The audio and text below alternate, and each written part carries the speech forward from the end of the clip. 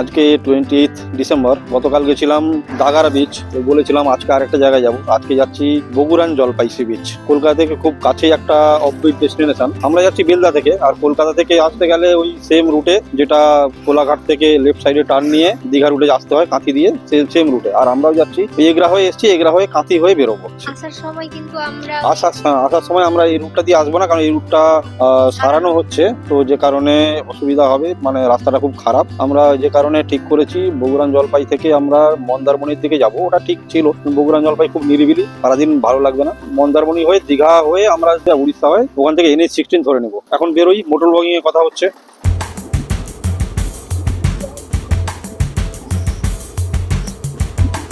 অনেকটাই চলে এসেছি, মোটামুটি কাঁথির কাছাকাছি চলে এসেছি। কাঁথির একটু আগে থেকে গুগল ম্যাপে যেটা দেখাচ্ছে রাইট সাইডে টার্ন নিয়ে নিতে হবে। রাইট সাইডে টার্ন নিয়ে ওই কাঁথির কাছাকাছি আরেকটা জায়গা দিয়ে বেরোবো, বেরিয়ে সোজা ওই মন্দারমণি রুটটা ধরবো। এবার মন্দারমণি না গিয়ে একটা লেফট সাইডে আরেকটা রাস্তা আছে, ওই দিক দিয়ে বেরিয়ে যাবো। তো বগুড়ান জলপাই যাবো, কিছুক্ষণ থাকবো ওখানে, হয়তো ব্রেকফাস্ট করবো। এখন 10:30 বেজে গেছে, ব্রেকফাস্ট করিনি, বাড়ি থেকে অল্প খেয়ে বেরিয়েছি। তো তারপর মন্দারমণির দিকে যাবো, মন্দারমণিতে লাঞ্চ করবো, বা উদয়পুরেও লাঞ্চ করতে পারি। উড়িষ্যার দিক থেকে গেলে দীঘাটা কাছে হতো, দীঘা বা তালঝারি কাছে হতো, বাট এই রুটটা মানে বগুড়ান জলপাইটা উড়িষ্যার দিক থেকে একটু ডিস্টেন্সটা বেশি, যে কারণে আমরা হাইওয়েটা ধরিনি। বাট বেলদা থেকে এগরা অব্দি রাস্তাটা খুবই খারাপ, অনেক দিন ধরে সারাচ্ছে, এখনো সারানো হয়নি। আসলে রাস্তাটা চওড়া হচ্ছে, কিন্তু একসঙ্গে এতটা ডিস্টেন্স চওড়া করতে গিয়ে না ঘেটে ফেলেছে। অল্প অল্প করে করতে পারতো, 1-2 কিলোমিটার করতে পারতো, কমপ্লিট হয়ে গেলে আবার 1-2 কিলোমিটার করতে পারতো, সেটা করেনি। একসাথে পুরোটা করতে গিয়ে ঘেটে ফেলেছে। আরেকটা জিনিস হচ্ছে, রাস্তার দু সাইডে দোকানপাট সব ভেঙে দিচ্ছে, কারণ ওগুলো তো PWD জায়গা, সব পার্টিকে টাকা দিয়ে বসে পড়েছিল। এখন রাস্তা চওড়া হচ্ছে বলে ওগুলো ভাঙা হচ্ছে, ঠিক আছে, ওদের ব্যাপার। বাট রাস্তাটা যে এতদিন ধরে সারানো হচ্ছে, এটা যাতায়াতের খুবই অসুবিধা হচ্ছে। আর আমি তো এই ক্রিসমাসের উইকে ব্লগ যে বানাচ্ছি, মানে দুধের সাথে ঘোলে মেটাচ্ছি, কারণ আমি মোবাইলে রেকর্ড করছি। কি আর বলবো, তবে একটা জিনিস, কোথায় GoPro 12 আর কোথায় আমার মোবাইল, দুটোর মধ্যে তো আকাশ পাতাল তফাৎ। বলতে নেই, কারণ এই মোবাইলে আমাকে এতদিন সাপোর্ট দিয়েছে, এত দূর আমাকে চ্যানেলটা টেনে নিয়ে যেতে সাহায্য করেছে। বাট আবার সেই একটা বিরক্তিকর, সেই হেলমেটটা বারে বারে ঝুলে যাচ্ছে সামনের দিকে, চোখের উপরে চলে যাচ্ছে, ঠিক করতে হচ্ছে, ক্যামেরা দেখে যাচ্ছে, এইগুলো তো লেগেই থাকবে। এখন 10:35 বাজে, আর পৌঁছতে 11টা পেরিয়ে যাবে।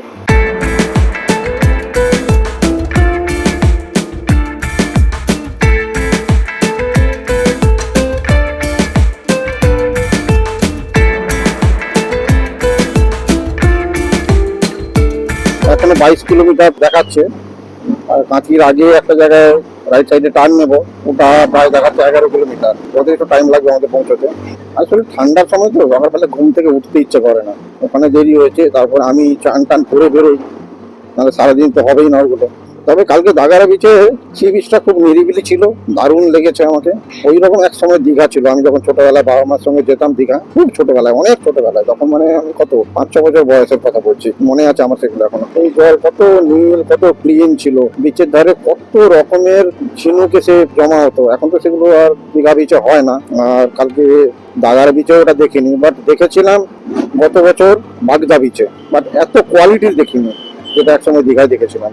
এখন বাজে 11:13। এরা দুজনেই গুগল ম্যাপ থেকে ভুল করছে, একজন বলছে লেফট সাইডে, একবার বলছে রাইট সাইডে। এইভাবে করলে হয়? আমি ভুল রাস্তায় ঢুকে পড়েছিলাম। বগুড়ান জলপাই এইরকম কাছাকাছি আরো বেশ কয়েকটা নিরিবিলি সি বিচ আছে, যেটা মানে কলকাতা থেকে বা আশেপাশের অঞ্চল থেকে এসে 1 নাইট স্টে করে সুন্দর করে ঘুরে যাওয়া যেতে পারে। যেমন Junput sea beach, Bakiput sea beach, তারপরে আছে খেজুরি সি বিচ। অবশ্য খেজুরি সি বিচটা যেখানে, ওটা অ্যাকচুয়ালি সমুদ্র বলা চলে না, ওটা বলা হয় হুগলি নদীর মোহনা। খেজুরি সি বিচের ঠিক উল্টো দিকেই সাগর আইল্যান্ড, তার ঠিক উল্টো দিকেই মৌসুমী আইল্যান্ড। মৌসুমী আইল্যান্ডের আগে গেছিলাম করোনা সেকেন্ড ওয়েভের ঠিক আগেই, ফার্স্ট ওয়েভের পরেই। তখন আমার তো চ্যানেল ছিল না বা ব্লগ বানাতাম না, যে কারণে ওটা আর করিনি। পরে আবার যাবো যখন, তখন ব্লগ বানাবো। এবারে কোন দিকে বলো? এবারে তো রাস্তার 2 সাইডে ভাগ হয়ে গেছে, একটা লেফটে একটা রাইটে। বলছে না কেন বাবা, কোন দিকে বলতো? সোজা রাস্তার উপরে খড় বিছিয়ে দিয়েছে, কি অবস্থা! এখানে যদি গর্ত ফর্ত থাকে কেউ বুঝতেই পারবে না, অ্যাক্সিডেন্ট হয়ে যাবে। এখনো কত কিলোমিটার বাবা? 6 কিলোমিটার আর টোটাল 6 কিলোমিটার পৌঁছে যাবো। যেভাবে চালাচ্ছি ওইভাবে চালালে 6 কিলোমিটার, আমি 11:30 পৌঁছে যাবো। এখন বাজে 11:22।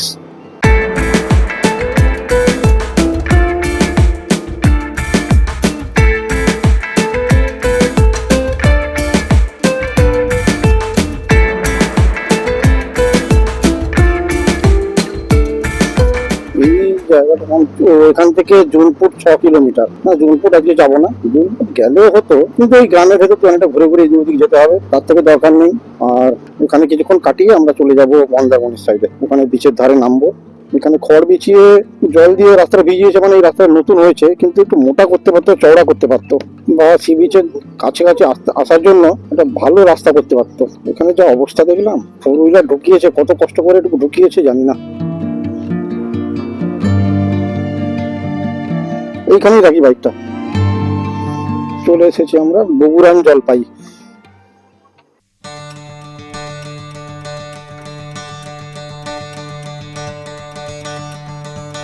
আসতে অনেক কষ্ট হয়েছে না ঠিকই, বাট যা সুন্দর লাগছে ভিউটা, একদম নিরিবিলি ঝাউবন, আর দূরেও ঝাউবন দেখা যাচ্ছে, দূরে আইল্যান্ড আছে, আর ওইদিকে নৌকো আছে, নৌকোর দিকেও যাব। ভাবছিলাম এখানে বেশিক্ষণ হয়তো থাকবো না, কিন্তু অনেকক্ষণই থাকতে হবে, মানে এত ভালো লাগছে। দেখি বাসন্তী কি বলে, ও যদি থাকতে চায় তাহলে অনেকক্ষণ থাকবো, তা না হলে মন্দারমণির দিকে যাবো। বাট মন্দারমণির দিকে যাবো কারণ আমি ওদিক দিয়ে উড়িষ্যা দিয়েই বেরোবো, এগরা দিয়ে রাস্তা খুব খারাপ। ঠিক আছে, আমি একটু এগোই। ভালো, দুদিন ভালো ট্যুর করলাম, কিন্তু যখন তখন মনে পড়ে যাচ্ছে আমার ক্যামেরার কথা, কি আর করবো।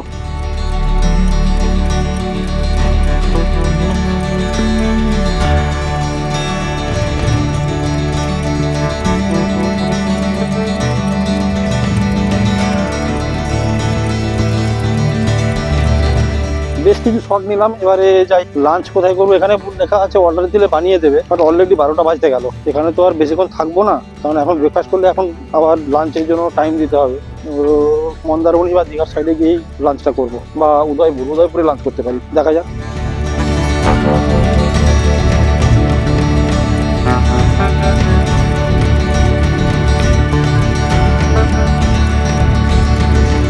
একটা বাটার টোস্ট আর দুটো ডিম টোস্ট।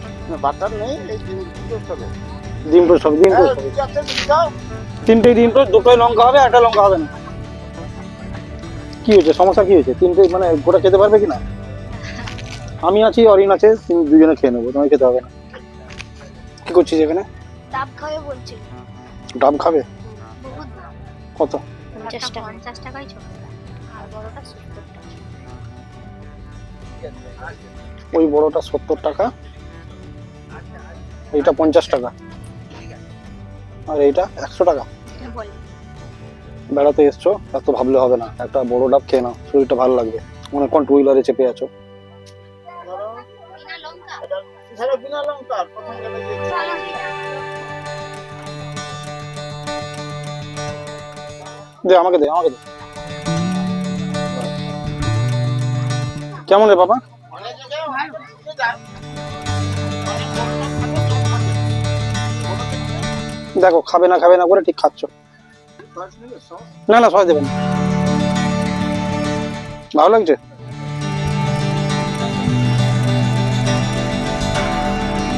ডিম টোস্ট খেলাম, এবার একটু বিচের ধারে যাবো। ডাবটা খাবো বলছিলাম, ডাবটা হচ্ছে বিচের ধারে ঘুরে এসে খাবো, তখন টেস্টটা পেয়ে যাবে ভালো মতন, তাই না? ঘুরে এসে খাবো।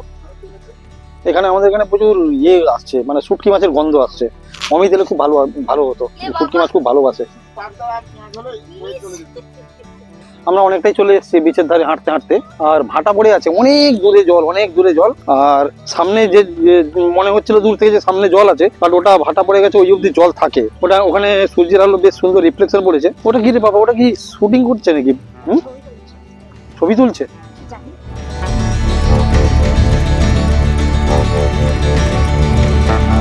বেশ সুন্দর রিফ্লেকশন পড়েছে জলে।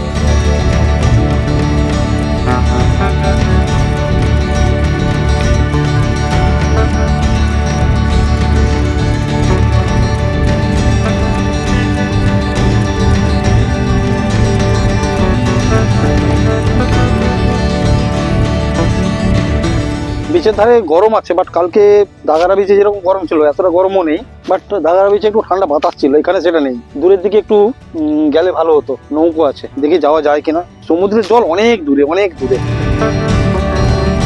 কত ভালো না, বেশ নিরিবিলি লাগছে কিন্তু আমাকে।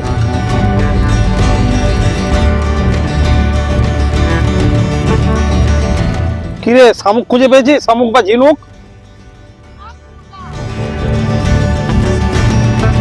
তাড়াতাড়ি আসো।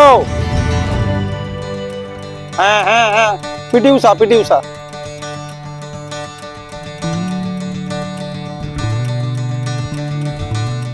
বগুড়ান জলপাই। আমি গুগলে দেখেছিলাম বগুড়ান জলপাই, বাট এখানে এসে দেখলাম লেখা আছে বগুড়ান জলপাই।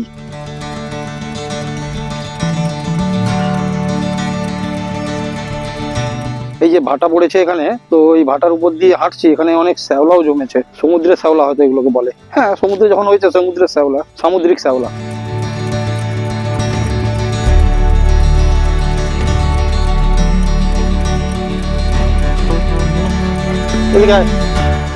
এখানে লাল কাঁকড়া পেলি? ওইখানে ওইখানে কোথাও কি দেখা যাচ্ছে না তো? মামান আসছে না কেন? এত দূরে দাঁড়িয়ে আছে, কি করছে? ও রিলস বানাচ্ছে।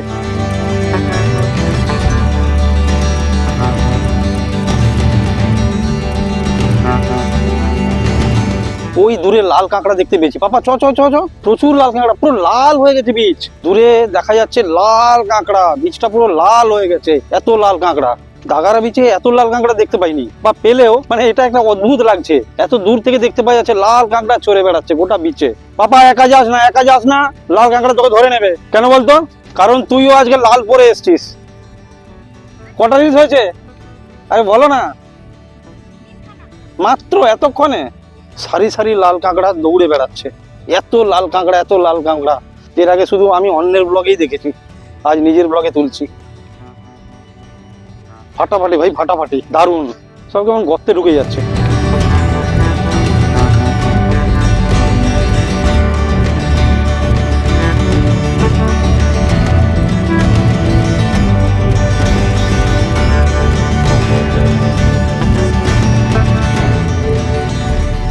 অনেক লাল কাঁকড়া তুলেছি, আর তুলবো না। এবারে এই বিচে অনেকক্ষণ ছবি টবি তোলা হয়ে গেছে, এবারে যাই বেরোই।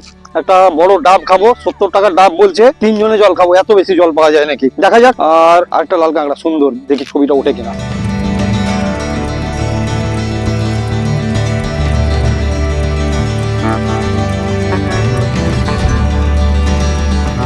আর বেশিক্ষণ থাকবো না, এবারে বেরোই।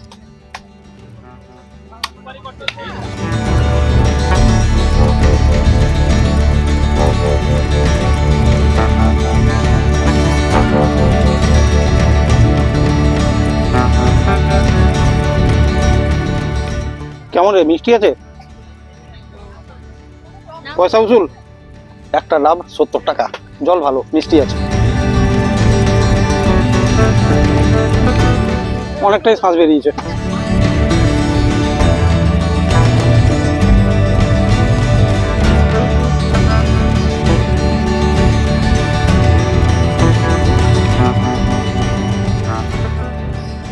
এবারে আমাদের ডেস্টিনেশন দিয়েছি মন্দারমণি বিচ। চলে এসেছি মেন রোডের কাছাকাছি। মেন রোডটা অনেকটা উঁচুতে, এখান থেকে না, ঠিক আছে উঠে যাবো, অসুবিধা হবে না। উঠে পড়েছি মেন রোডে। এবারে দেখা যাক, টাইম লাগবে প্রায় 45 মিনিট মতন। আমি ভেবেছিলাম এই আজকের বেড়ানোটা 2টো এপিসোড হবে, বাট আমি দেখছি না, সিঙ্গেল এপিসোডই হবে। দাদার বিচেরটা আমি এখনো এডিট করিনি, জানি না, 20 মিনিট হয়ে যাবে।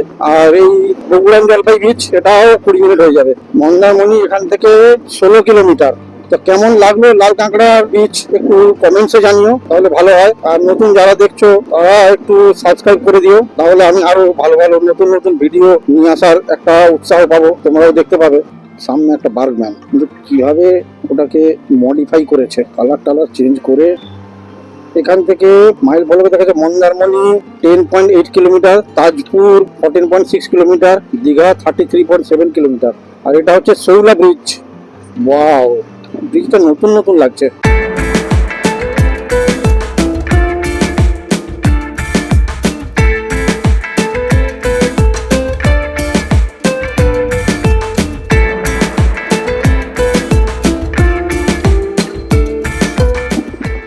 Mandarmani 10 kilometre, Shankarpur 24 kilometre, Digha 33 kilometre. এই দেখো এখানে ছোট্ট একটা সুন্দর ব্রিজ, আর সামনে একটা ঝাউবন, কি সুন্দর। এই যে ঝাউবনগুলো সমুদ্রের ধারে ধারে, ঠিক পাহাড়ে যেমন না দূরে কাছে একটা লেয়ার থাকে না, এই ঝাউবনগুলো সেরকম লাগছে, কত ভালো লাগছে। এই তো বিচে চলে এসেছি।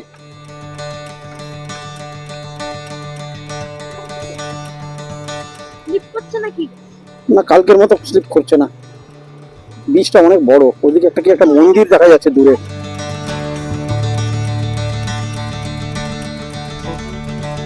এদিকে হোটেল পাওয়া যাবে না খাবার, ওই যা পাবো তাই খেয়ে নিতে হবে, তাই মনে হচ্ছে দেখে। গাড়িটা তো খুব ফ্রিলি ঘোরানো।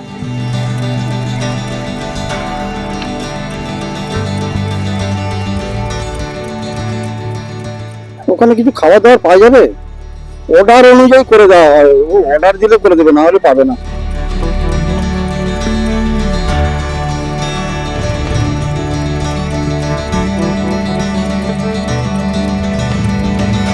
এদিকেও আছে, চলো। ঢুকবো? হ্যাঁ। এদিকেও আছে।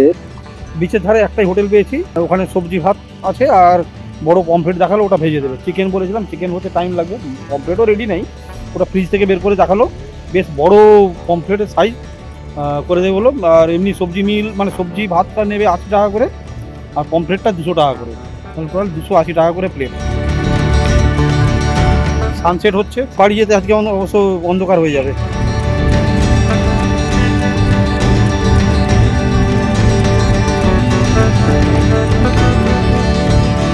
আমি আজকে চার্জিং কেবলটা নিয়ে এসেছি, মোবাইলের চার্জ শেষ হয়ে এসেছে। আপাতত এখন ব্লুটুথ মাইক্রোফোনটা চার্জে বসিয়েছি, হয়ে এসছে, বেশিক্ষণ লাগে না চার্জ হতে। আর এবার মোবাইলটা চার্জে বসাবো।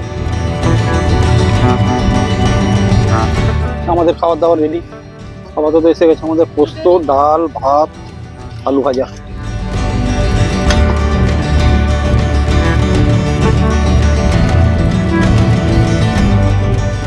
কি রে, কেমন হয়েছে? পোস্তটা ভালো লাগে। হুম।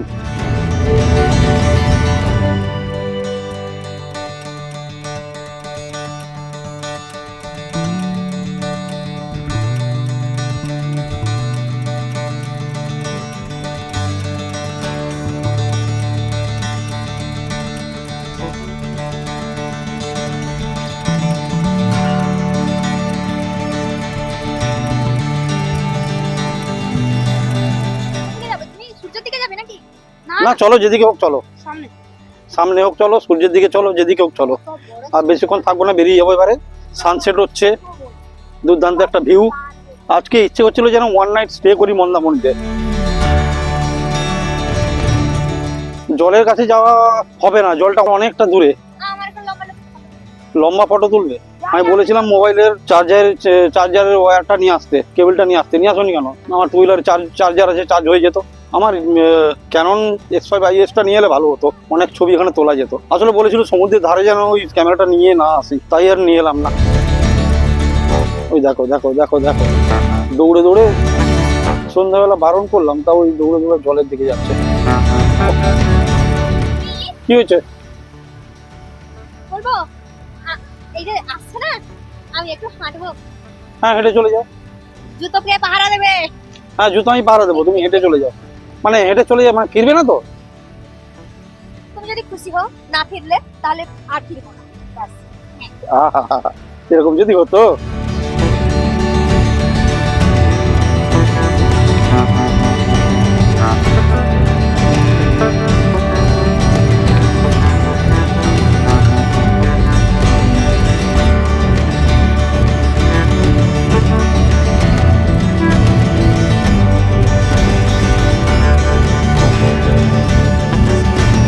এবারে যাওয়া যাক, চলো। জোয়ার এসে গেছে, মাঝখানে জল চলে এসছে, এবারে বেরোতে হবে। এই চলো চলো চলো চলো, জল চলে এসছে মাঝখানে।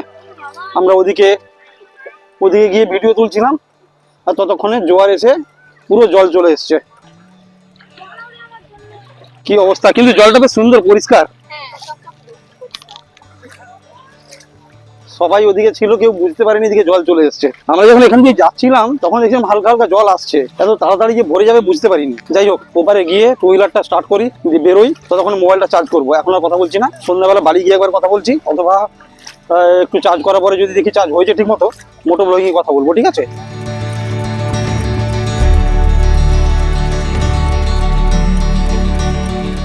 হলো তো বলেছিলাম তাড়াতাড়ি আসতে। আমি ওদিকে দাঁড়িয়েছি, ওইখানে মাঝখানে আইল্যান্ড হয়ে গেছে, আর এদিকে জোয়ারের জন্য জল চলে এসেছে। দেখো আমি ফেঁসে গেছি। মোবাইলে অনেকক্ষণ চার্জ দিলাম, চার্জ দেওয়ার পরে ম্যাপ অন করলাম, তো ম্যাপ অন করে এগরা এসেছি, এগরা থেকে তো রাস্তা চিনি, সোজা রাস্তা বেরলা। তো এখন আমি এগরায় আছি, এগরা থেকে আস্তে আস্তে এগোচ্ছি। আর একটা জিনিস রিয়েলাইজ করলাম, আমায় কিন্তু ফগ লাইট লাগাতে হবে। কলকাতা সিটির মধ্যে অসুবিধা হয় না ঠিকই, কিন্তু আজ মানে মন্দারমণি থেকে ফেরার সময় বেশ কিছু জায়গায় এতটা অন্ধকার ছিল, নর্মাল লাইটে বাম্পার গুলো দেখতে পাচ্ছিলাম না, প্রবলেম হচ্ছিল। ইচ্ছে ছিল উড়িষ্যা দিয়ে ফেরার, বাট উড়িষ্যা দিয়ে ফিরলাম না, কেননা অন্ধকার হয়ে গেছিল। তো হাইওয়েতে যেতে গেলে বেশ কিছু জায়গাতে খুব নিরিবিলি, দু সাইডে জঙ্গল, যে কারণে আর ওই রিস্কটা নিলাম না। দিনের বেলা হলে অসুবিধা হতো না। বগুড়ান জলপাইতে থেকেও লাভ নেই, মন্দারমণিতে থেকে দিনের বেলায় বগুড়ান জলপাই আর জুনপুট, বাকিপুট এগুলো ঘুরে নেওয়া ভালো, নিরিবিলি এবং পলিউশন নেই কোনো, পরিষ্কার পরিচ্ছন্ন, ভালো লাগবে। দেখি আমি তো 1 তারিখ কলকাতা ফিরছি, তো 1 তারিখ ছুটিতে থাকলেও, মানে ছুটিতে না, 1 তারিখ তো অফিস ছুটি আছে, ফগ লাইটটা ওই দিন লাগাতে যেতে পারবো না, কারণ ওই দিন একটা আমার ব্লগ রেডি করে আপলোড করার আছে। তারপরে দেখি শনিবার বা রবিবার বেরোবো, বা তারপরে সপ্তাহে বেরোবো। তো ঠিক আছে, আমি মোবাইলটা অফ করে দিই, দিয়ে বাড়ি গিয়ে কথা হচ্ছে। এই ছিল আমাদের বগুড়ান জলপাই ট্রিপ, আর সঙ্গে মন্দারমণি। ট্রিপটা মোটামুটি ভালোই লেগেছে, খারাপ না, একদিনে ঠিকঠাকই আছে। আর ব্লগটা অনেকটাই বড় হয়ে গেছে। ব্লগটা তাহলে দেখে কমেন্টস করো, লাইক করো, আর ভালো লাগে সাবস্ক্রাইব করো। তো ফিরে যাচ্ছি নতুন কোনো ব্লগে, ততদিন তোমরা ভালো থাকবে। Good night and tata.